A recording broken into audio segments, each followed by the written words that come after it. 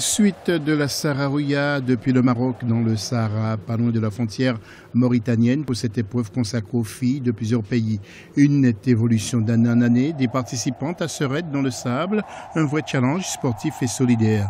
Hier soir, il y avait une nuit au bivouac, on remet ça ce mercredi soir. Mais avant, il y a dès 8 heures des épreuves de bike, de run pour 9 km, course d'orientation de 6 km, du trail et une épreuve de descente en rappel avec une animation en soirée pour se détendre et repartir de plus belle le lendemain.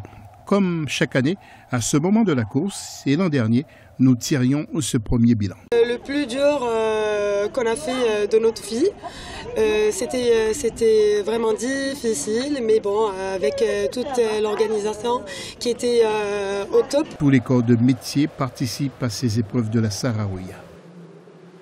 Alors nous sommes pilotes toutes les deux et nous sommes pilotes pour Royal Air Maroc. On est là parce que ça nous faisait plaisir, on voulait faire ça fait déjà 2 ans qu'on voulait participer, on entendait parler de cet événement et cette année on a réussi grâce à notre compagnie, justement c'est elle qui nous envoie pour la représenter. C'était assez dur quand même, on a eu 5 jours d'activité, plusieurs sports, c'était vraiment multisport, vélo, trail, course d'orientation, on a fait du VTT, c'était de longues journées que nous avions eues.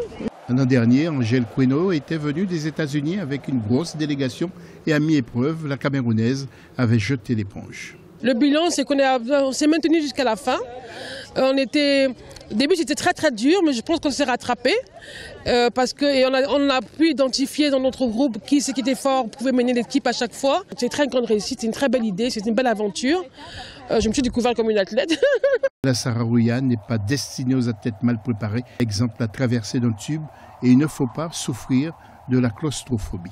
Et je pense que l'esprit de solidarité, d'engagement qu'elles ont eu vis-à-vis de leurs partenaires et vis-à-vis aussi d'une course à pratiquer dans le désert en fait que c'était réussi. Et les filles sont courageuses. Écoutez le directeur de la course. La course qu'on a tracée, c'est une course qui est faite pour les femmes. On n'a pas donné de limite extrême. La preuve, c'est qu'elles ont toutes. On a quand même 20 équipes qui sont arrivées. Et la Sahraouia se passe comme ça ici au Maroc.